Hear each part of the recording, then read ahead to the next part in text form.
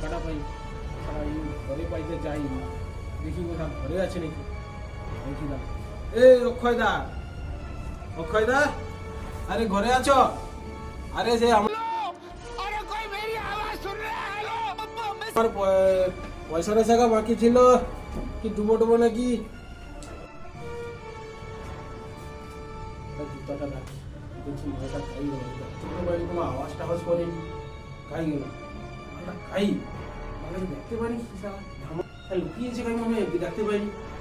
একটা বুদ্ধি খাটে, দাঁড়া একটা বুদ্ধি খাটে।